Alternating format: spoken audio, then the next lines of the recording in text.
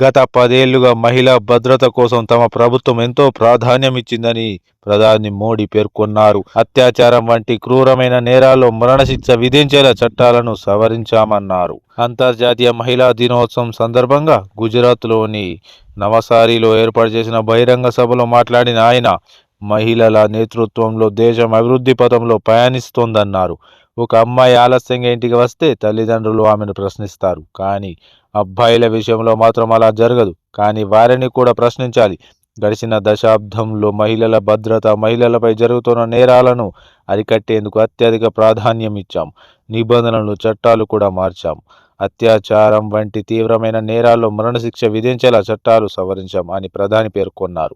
గ్రామీణ ప్రాంత మహిళలకు మరింత సాధికారత కల్పించాల్సిన అవసరం ఉందని ప్రధాని మోడీ ఉద్ఘాటించారు. దేశ ఆత్మ గ్రామాల్లో ఉందని గాంధీజీ చెప్పిన మాటను గుర్తు చేసిన ఆయన, మహిళలు మన గ్రామీణ ప్రాంతాలకు ఆత్మగా, దానికి జత చేయాలనుకుంటున్నామని చెప్పారు. ట్రిపుల్ తలాక్కు వ్యతిరేకంగా చట్టం తీసుకువచ్చి లక్షల మంది ముస్లిం మహిళల జీవితాలు నాశనం కాకుండా కాపాడామన్నారు.